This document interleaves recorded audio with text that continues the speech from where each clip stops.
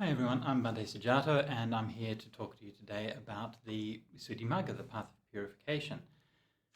In the introduction to this series of talks, I gave a bit of general background, a bit of history, a bit of context for understanding the Visuddhimagga. And today I'm going to be looking at the first of the three main sections in the Visuddhimagga, that is the section on sīla, or as Molly translates it, virtue. This is by far the shortest of the three sections of the Sīla Samadhi Panya, and it's quite straightforward in its form, quite easy to sort of get a handle on what the methods are and the structure that Buddhaghosa is using to explain Sīla. And so for that reason, it's a good introduction. What I would like to do for this class is to do a bit of close reading of the text, as well as some kind of summary and overview of the structure and the form of what's going on. There's just a few preliminary remarks that I would make. The first thing to notice is that in the methods that Buddhaghosa is using, that it's really characterized by two things. One is by it's analytic and it's formal. So when I say it's analytic, what I mean is that he takes a complex topic and he breaks it down into little chunks. In terms of formal, means that he assembles those chunks with regards to a particular scheme. So he announces the scheme and then he assembles it. Of course, this method draws on the way that the Buddha presented many things in the suttas, but in the Visuddhimagga, of course, it's taken to a much greater degree. The treatment of sīla in this follows on, don't forget, from the original verse when a bhikkhu established in sīla. It's about monastic conduct and monastic ethics.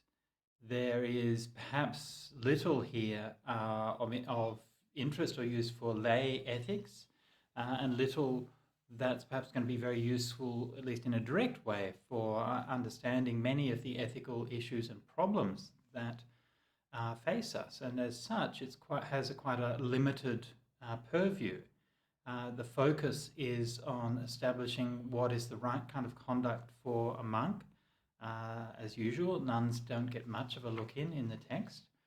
And the tone is quite stern and quite you've got to keep these precepts until you die, and there's this kind of sternness to it, which it's true, you find that sternness in the suttas and the Vinaya on occasion, but I think it's more so here. I mean, it reminds me of something like the Bakula Sutta in the Majjhima Nikaya, where you have perhaps a shift to a more rigorous stance on Vinaya, which occurred in the century or so after the Buddha passed away.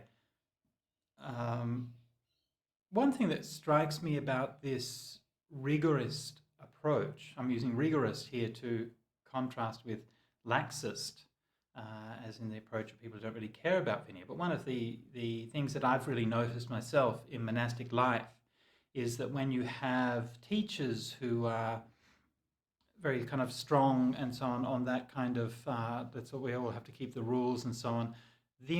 By implication, what it means is that people are not in fact keeping the rules. You shouldn't imagine that the fact that the rules are being taught so strongly here means that therefore everybody was doing that. If everybody was doing that, you wouldn't have to talk about it. You would take it for granted. So usually in monasteries, what the teacher is teaching about is the opposite of what is actually happening in the monastery. They're teaching it as a corrective.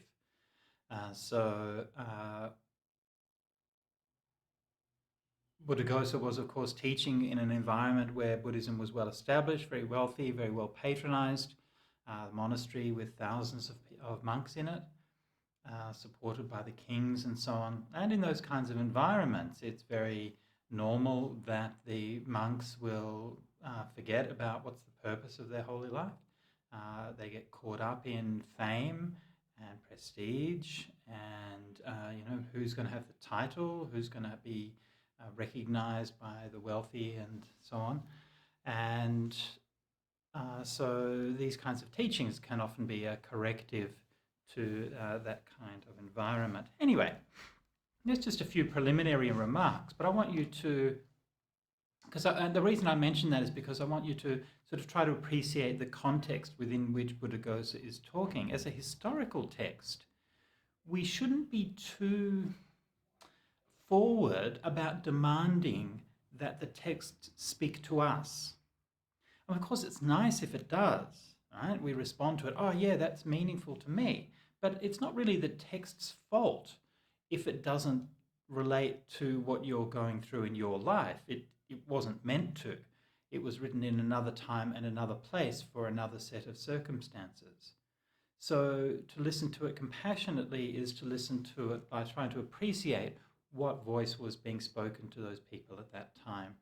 I remember a story I heard once. I was in Sri Lanka, and somebody mentioned a story, whether it's true or not I can't say, but they mentioned a story that they had heard from somebody who had recollected a past life in the time of Buddhaghosa. And they were, I think, one of the students of Buddhaghosa or something like that. And as a novice in the monastery, they used to get up every morning and go and meditate by the great stupa in Anuradhapura. And the novices would be kind of sitting there, and it's before dawn, and you're sitting there in the cool, and it's very quiet and so on. And every so often, they'd kind of have a peek from their meditation and sort of peek out. And when they saw the sun glinting off the copper-clad or gold-clad roof spire of the stupa, then they would know, breakfast is ready. So that kind of, that was, I really love that anecdote, because that reminded me of, this is really a story of what monastic life is like. People who are, you can imagine those young novices. They're quite sincere. They want to practice and so on, but at the same time, they're kind of torn between whether they are more interested in meditation or in breakfast. Anyway, all right. Okay, so Buddhaghosa begins by enumerating 7 questions. What is virtue? In what sense is it virtue?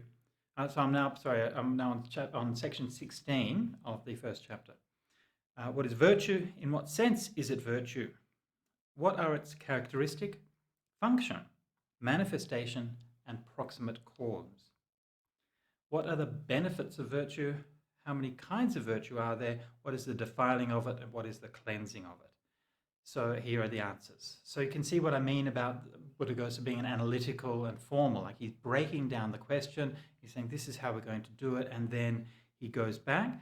Now that he's broken it down, he's now going to build it up again by going back and answering each one of these questions. Now, even though we have 7 questions there, the questions don't get equal weight. In fact, most of those questions are answered quite briefly.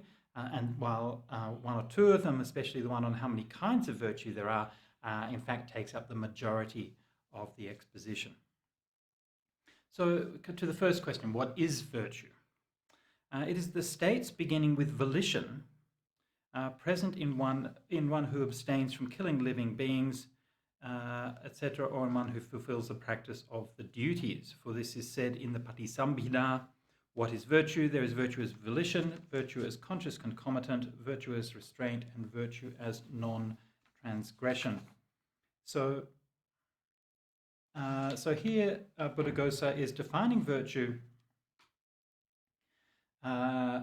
following the Visuddhimagga, and that of course requires a bit of a digression to understand what the Visuddhimagga is and why Buddhaghosa is quoting from it here.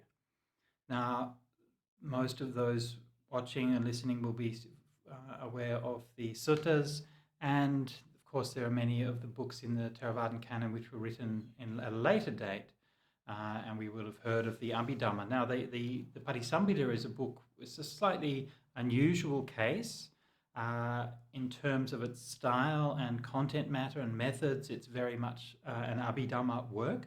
However, it's not included within the Abhidhamma Pitaka. It is in fact included in the Khuddaka Nikaya of the Sutta Pitaka. It's perhaps the latest book in the Pitaka, with the exception of the quasi-canonical works, Neti, Petaka Upadesa, and Milindapanha. The Patisambhida, unlike the 7 Abhidhamma books proper, is organized in terms of the path. It's a Patisambhida Magga. And as such, it is perhaps should be considered as the first attempt within the Theravadan school to write a treatise or a book of the way. And we can even consider a lineage of the Patisambhidamagga, then the Vimuttimagga, and then the Visuddhimagga being the final one. And that goal essentially being achieved with the Visuddhimagga, the goal to write one book that would include everything about the path. So the Patisambhidamagga, even though in a sense it plays a somewhat small role within the Pali Canon as a whole, but for the Visuddhimagga it's quite an important text because it's more or less the root of that lineage of having a book of the way. So the Patisambhidamagga defines virtue in that way. And Buddhaghosa goes on to then explain that in some more details about what each of these things are. Now, one of the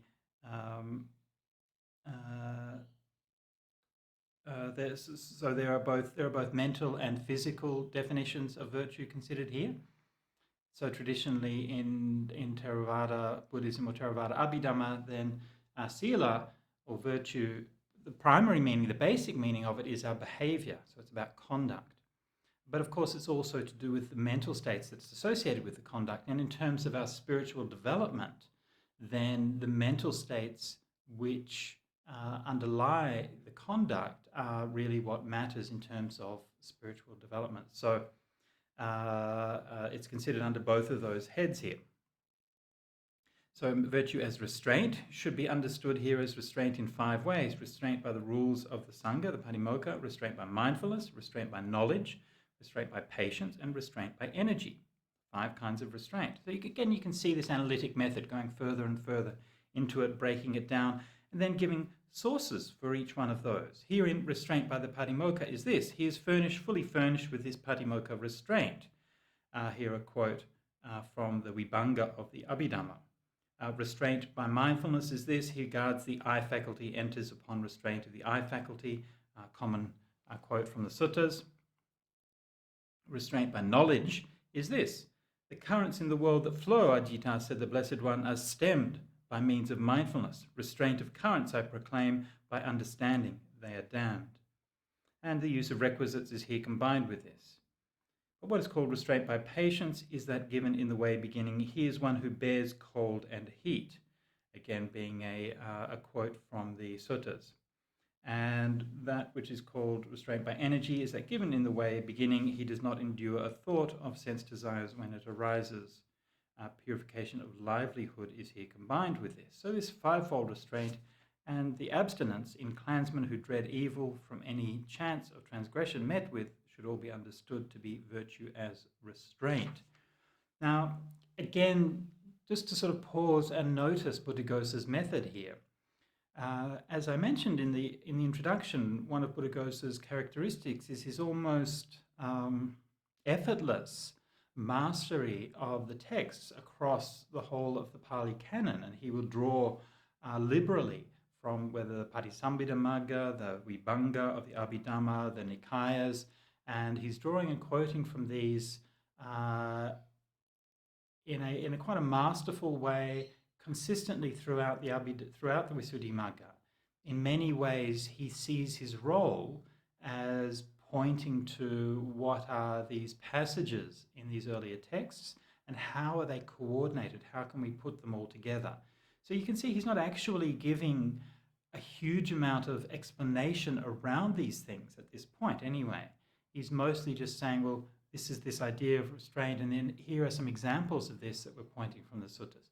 So he's connecting the student with things that the student already knows.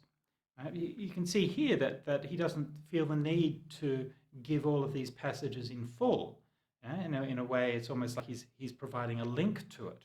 Like we might give a link to that passage or put a footnote for that passage.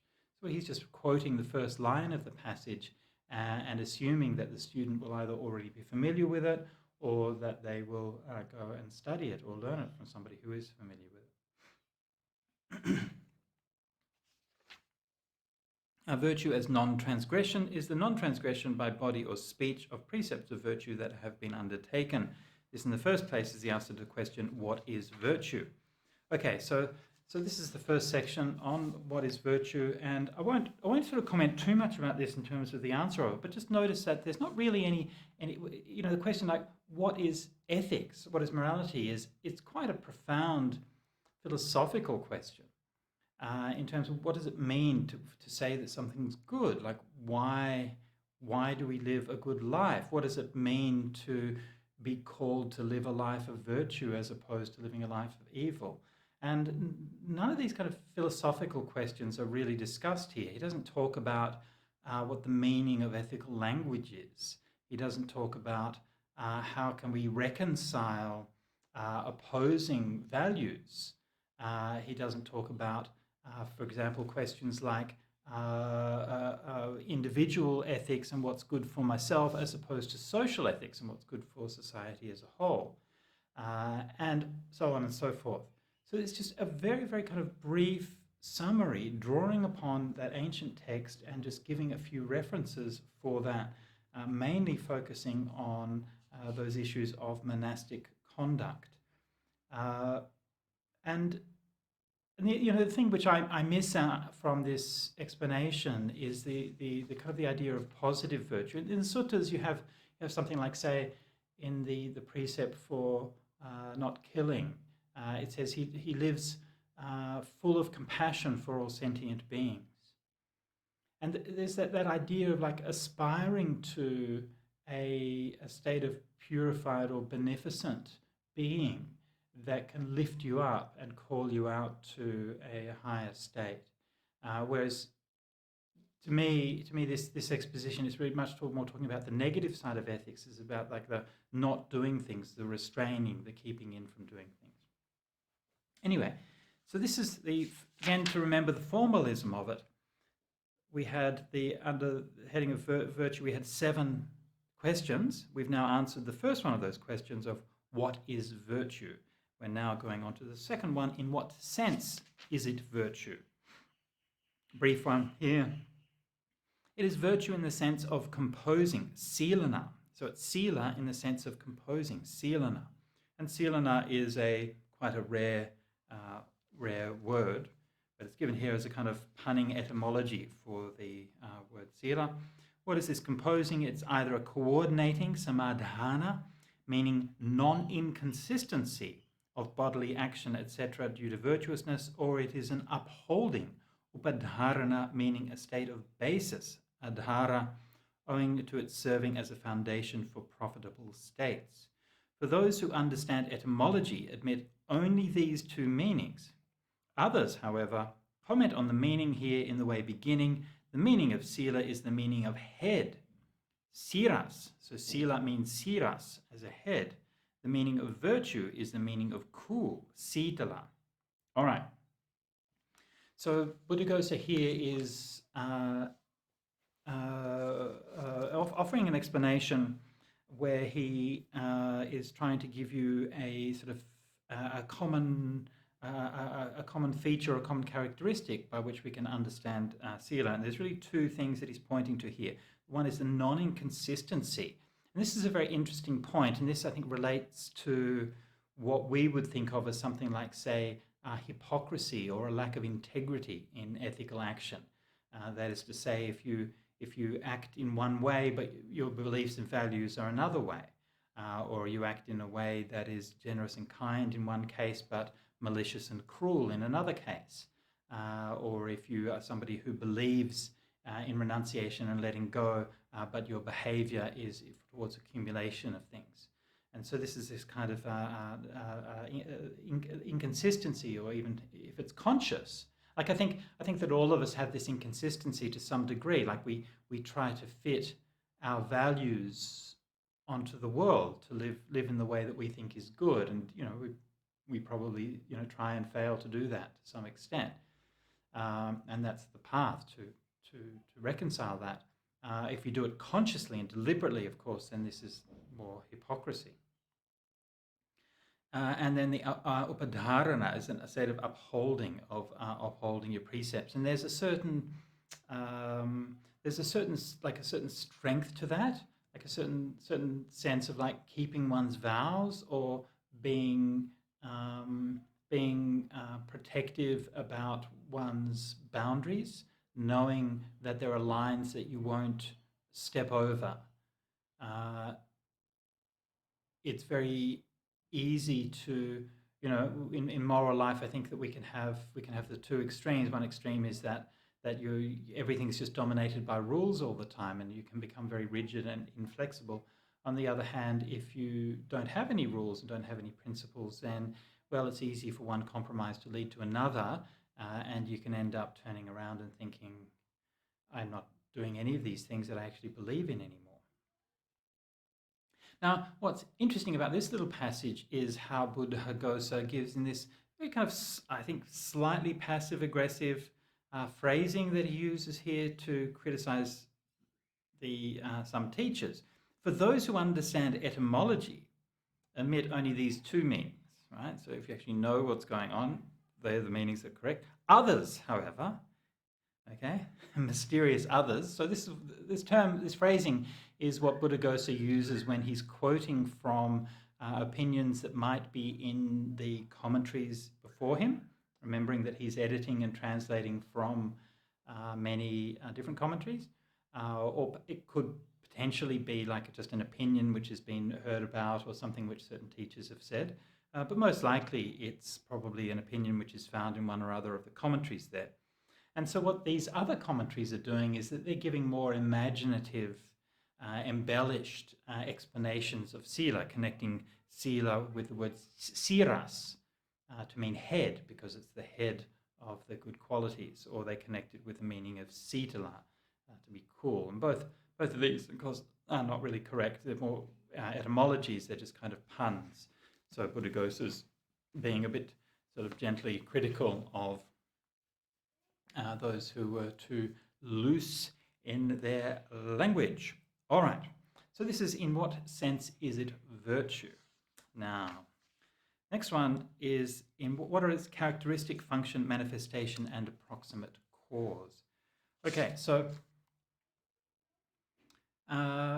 this set of four things, which Nyanamoli in his introduction referred to as a handy framework for understanding, is used as a set of analytical categories to interrogate all the different qualities and dhammas which are found throughout the commentaries, so that you can ask about anything, these four questions. And by identifying these four things, you can get some idea of what the thing is that we're talking about, and you can also be able to compare one with the other by where these may be similar or different. So the first one is the characteristic. So there's a verse, an introduction verse here, which is not a quote from the suttas.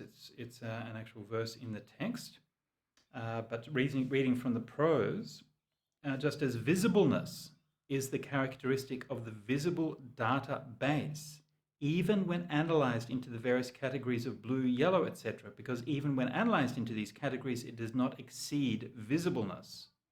So also, this same composing described above as the coordinating of bodily action, etc., and as the foundation of profitable states, is the characteristic of virtue even when analyzed into the various categories of volition, etc., because even when analyzed into these categories, it does not exceed the state of coordination and foundation. So that's for one sentence, by the way. These days we don't write sentences that long. Anyway, so I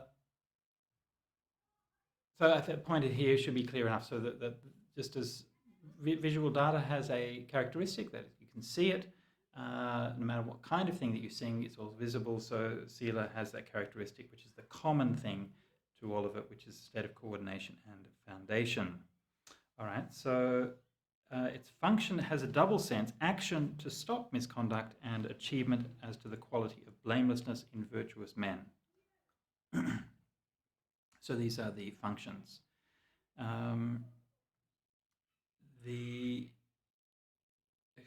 manifestation of sīla is purity, bodily purity, mental purity, verbal purity, mental purity.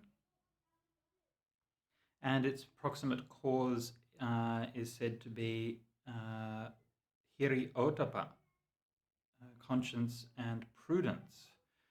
Because Nyanamoli has conscience and shame here. I prefer conscience and prudence here. And of course, these are said in the suttas to be the foundation for virtuous conduct.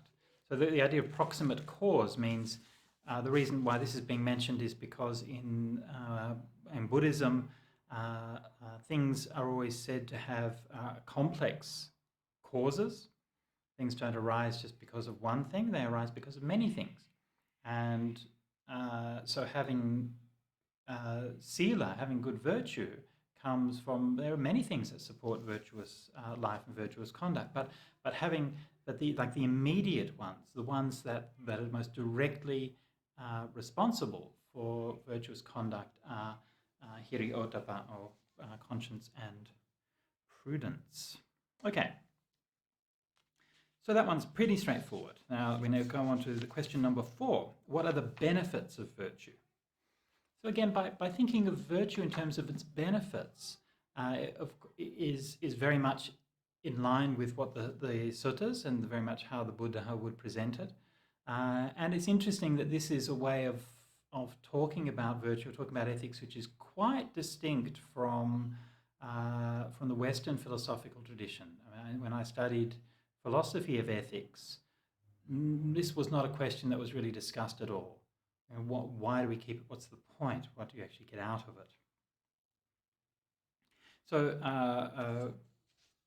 Buddha then goes on to quote from a series of passages from the suttas. I won't go through all of them, but just the first one. For this is said, Ananda, profitable habits or virtues have non-remorse as their aim and non-remorse as their benefit. So that's from the Anguttara Nikaya. And so it's said further, householder, there are these 5 benefits for the virtuous in the perfecting of virtue. What 5? One whose virtue comes into a large fortune as a consequence of diligence. This is the first benefit for the virtuous in the perfecting of virtue, and so on.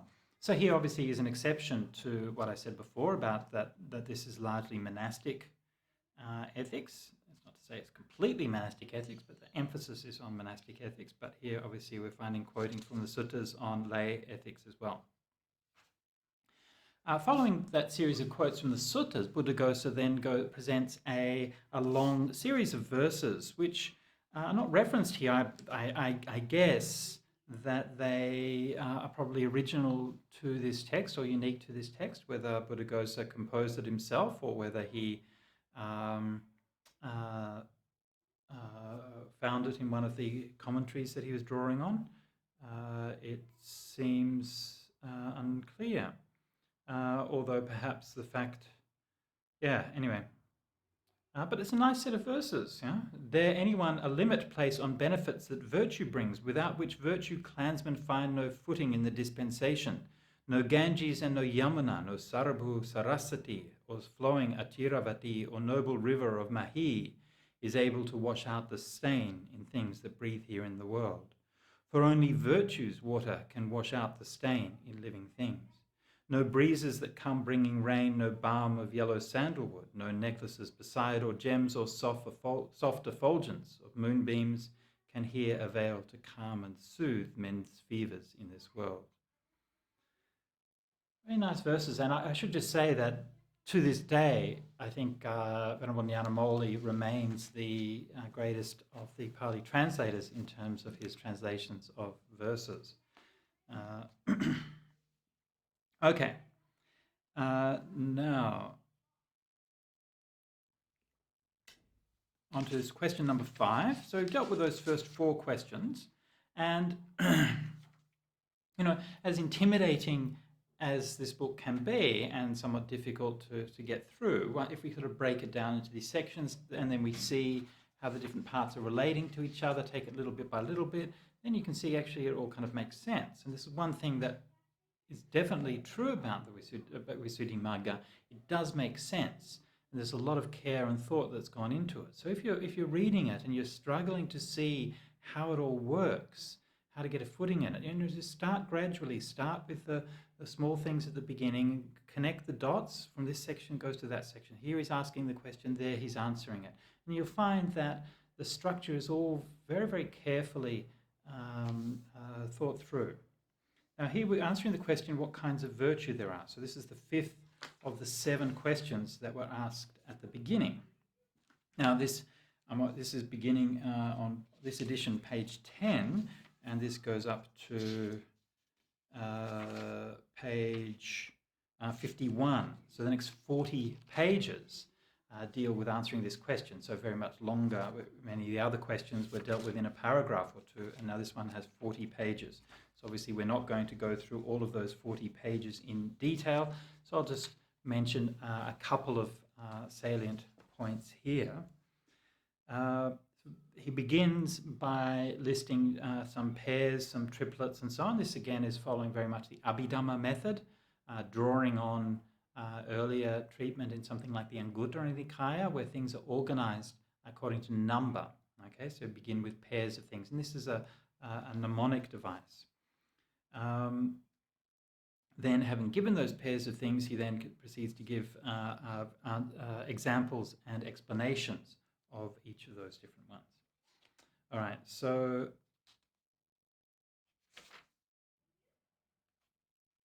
I won't go through all of those or try to explain all of the different terminology there.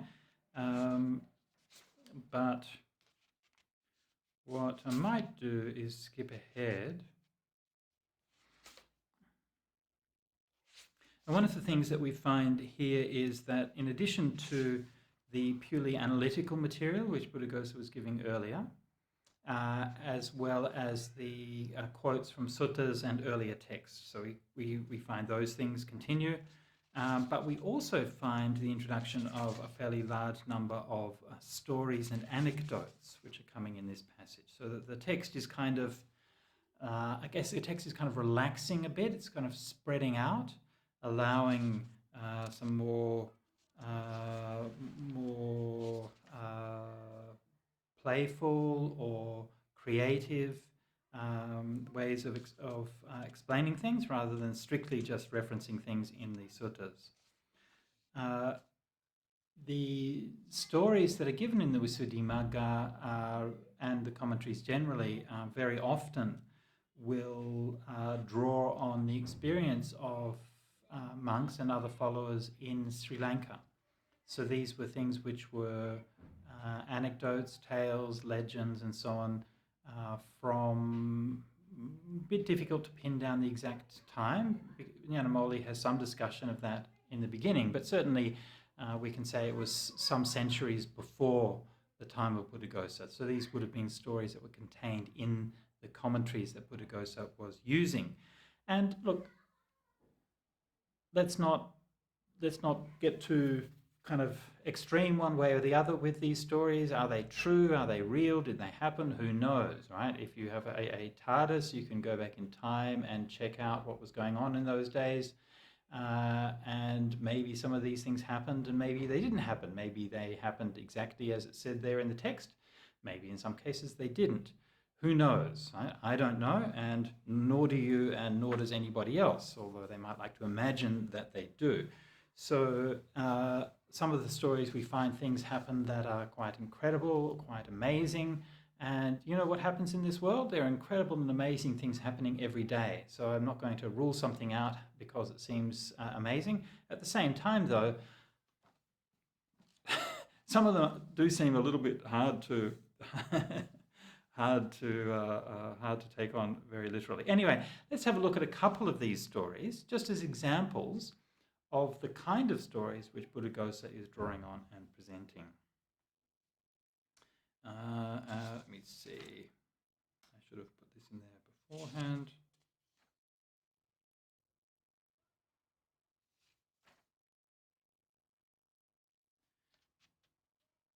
All right, so here's one.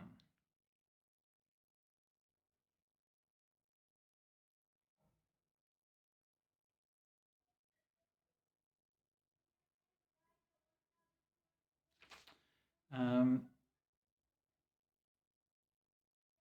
so this is an illustration of the restraint of the faculties.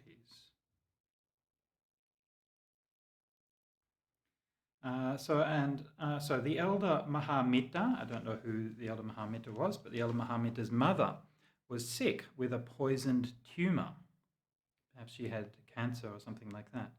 She told her daughter, who as a bhikkhuni had also gone forth, "Lady, go to your brother, tell him my trouble and bring back some medicine."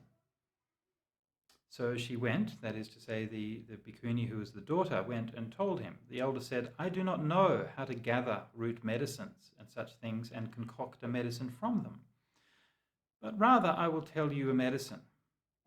Since I went forth, I have not broken my virtue of restraint of the sense faculties by looking at the bodily form of the opposite sex with a lustful mind. By this declaration of truth, may my mother get well.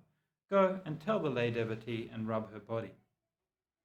So she went and told her what had happened and then did as she'd been instructed. At the very moment, the lay devotee's tumor vanished, shrinking away like a lump of froth. She got up and offered a cry of joy. If the fully enlightened one were still alive, why should he not stroke with his net-adorned hand the head of a bhikkhu like my son? So that's a mum who's very proud of her son who's the monk. Right? So this is a story of how that power of virtue can have effects greater than just for an individual. And I think throughout this section on virtue, there is a lot of emphasis on the individual benefits. That is to say that you're keeping these precepts for the sake of your own spiritual advancement. And if we're not careful, then that can become quite self-centered and quite egoistic.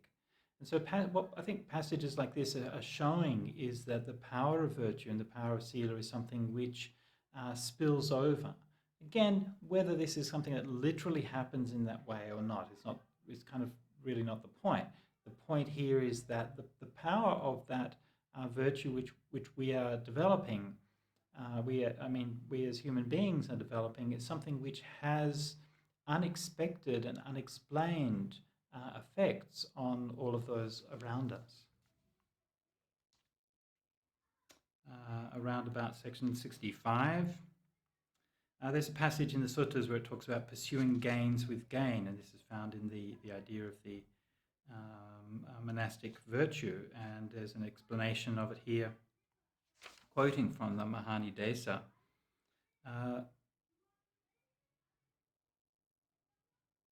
Where it talks about the kinds of, unwholesome ways that sometimes monks can use to get the things that they want. Here's one example. And it's called scheming by rejection of requisites. All right? Scheming by rejection of requisites. How does this work? So a monk who is of evil wishes, wanting to get lots of requisites, says, "What has an ascetic to do with expensive robes? It's proper for an ascetic to gather rags from a charnel ground or from a rubbish heap or from a shop and make them into a patchwork cloak to wear. What has an ascetic to do with expensive alms food? It's proper for an ascetic to get his living by the dropping of lumps of food in his bowl while he wanders for gleanings. What has an ascetic to do with an expensive resting place? It's proper for an ascetic to be a tree root dweller or an open air dweller." Noting, by the way, from last week that Buddhaghosa himself was talking about what a beautiful and lovely place he had to stay in. Anyway, and it is proper for an ascetic to cure himself with putrid urine and broken gallnuts. And so he uses all those things. And the householders think, this ascetic has few wishes. He's content. He's secluded. He keeps aloof from company. He's strenuous. He's a preacher of asceticism. And they invite him more and more to accept robes, alms food, resting places, and the requisite of medicine for cure of the sick. And then he says, with three things present, a faithful clansman produces much merit. With goods to be given, with somebody worthy to accept it, with with faith, with goods to be given and with somebody to receive it. You have faith, you have goods to give, but if I don't accept, then you won't make the merit. Hence, that I will accept these gifts that you offer me out of compassion. And so then he accepts many robes, many much alms food, many meeting places, and much medicine. So this is one of the kinds of scheming called rejection of requisites. So here is quite here the Buddhaghosa is quoting from an earlier work, but this is quite an insightful and quite a nice sort of reminder of the kinds of distortions which we can get in the holy life. This kind of thing is very common. You see it a lot in the monastic life. And I think it's really important to remember that the appearance of asceticism is not the same thing as actual asceticism, and asceticism itself is not really a guide to somebody's state of mind or understanding. All right. So, like I said, this goes on for about 40 pages of description of the different kinds of virtue, and then finishing that on our section 143, it goes on to what is the defiling of virtue and what is the cleansing of virtue. And again, I won't go into that too much because most of that should be fairly straightforward, that there are various things from defilements that will cause the virtue to be broken and others that will cause it to be cleansed. And most of this is pretty much straight quotes from the suttas. Okay, so that wraps up the first section in the Sīla Nidesa on the section of virtue, and it answers the 7 questions which we laid out at the beginning. Now, Buddhaghosa then goes on to give almost like a postscript or a supplement to the section on virtue as such, by giving a description of the ascetic practices, the Visuddhimaggas. And I mean, there's already been sort of a strong emphasis on monastic virtue and asceticism throughout the first section on sīla, and then this is another whole section purely devoted to that topic. And I'm not going to go through this in detail, but I'll just notice the context here, that these Visuddhimagga practices are things which are mentioned in the suttas on a number of occasions, but they're not really explained in detail. It kind of seemed to be assumed that everybody knew what they were. They're probably fairly common practices. In many cases, they would have been things done by other monastics as well as the Buddhists. Of course, as we know, the Buddha rejected extreme forms of ascetic practices, and so these are sort of more like the moderate forms, the ones that the Buddha thought were still useful or could be useful. So these are things that can be adopted by monks and nuns for their own practice, but they're not required. In the traditionally, Venerable Mahakassapa is regarded as the foremost in the practice of these ascetic practices, and they are strongly emphasized also in the Thai forest tradition where I came from. And one of the reasons that I want to mention this is because my own understanding of these things was improved a lot by reading the Visuddhimagga on this, because whenever I had heard about the Visuddhimagga practices in the context that I was in, almost always the idea was that these were things which you did in order to suppress and to get rid of your defilements. So the Thai phrase they use is the toraman kilet, is almost to torture your defilements. So you do these kinds of things in order to, push and get your defilements out. And what I've noticed when I read the Visuddhimagga on this was that it actually talked about it in quite a different kind of way, where it emphasized a lot on the freedom and the happiness that these practices would give you. And so rather than saying, you're keeping, I'll give you a couple of examples. So let's say number 5 here.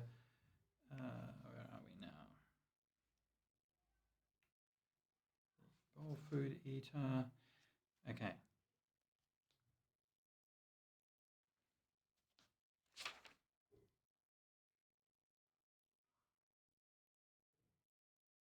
All right, so I'll give you just one example of these, and so this is one that we did keep when I was in Thailand, and most of the time we keep it here at the Lokanta Vihara as well, and that is the one session as practice, that is to eat the meal only once a day. So we don't keep that, as a strict Dhutanga rule, but most of the time we do have just one meal a day. Occasionally we'll have some breakfast. Now, when the one sessioner sits down in the sitting hall, instead of sitting on an elder's seat, he should notice which seat is likely to fall to him and sit down on that. So this also is just like an interesting little detail. It's not just about doing this ascetic practice, but it's also, it's a way of cultivating a kind of humility in behavior that goes beyond strictly the practice. If his teacher or preceptor arrives while the meal is still unfinished, it is allowable for him to get up and do the duties. Okay? Right? So this is the thing. If you see the point here, that let's say if I've come for my meal, I'm only keeping one meal a day, right? I sit down at my seat, I start eating my meal, and then my teacher arrives. What do? My teacher needs his spittoon. He doesn't have his spittoon, or he doesn't have his drinking water. Do I say to him, "Oh, look, I'm sorry, Ajahn, get your own water"? No, I get up from my seat and I get the water for him, yeah? And that's allowable to do that duty, okay? But the elder Tripitaka Chulabhaya said he should either keep his seat and finish his meal, or if he gets up, he should leave the rest of his meal in order to not break the ascetic practices. Okay? So there's again difference of opinion that Buddhaghosa is pointing out here.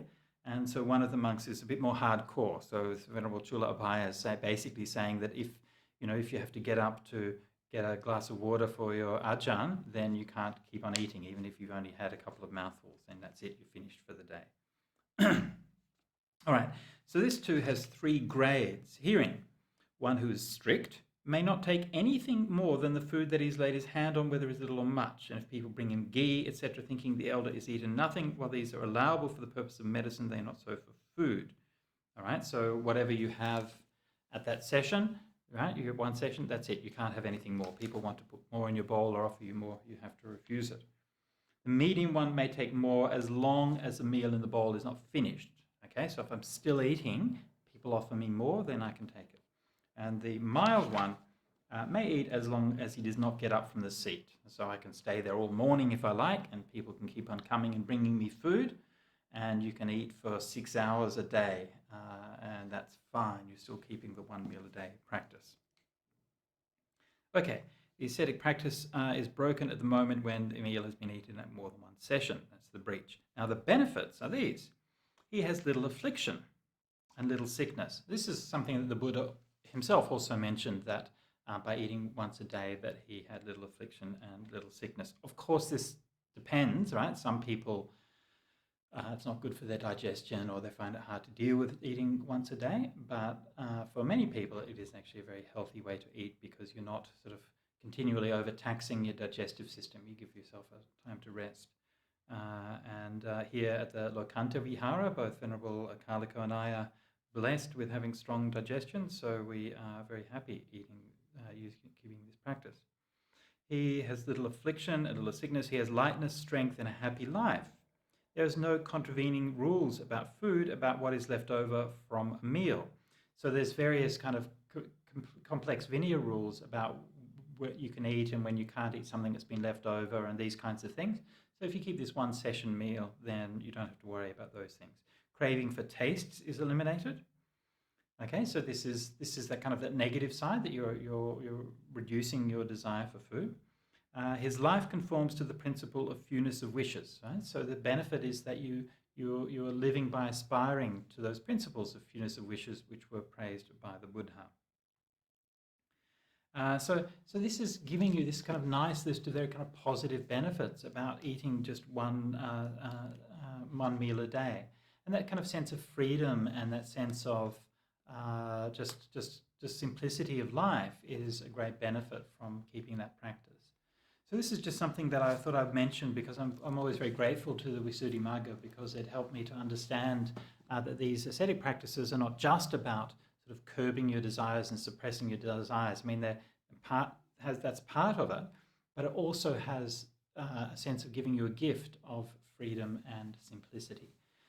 So I'll probably wrap up there, and I think that's enough for today. So this is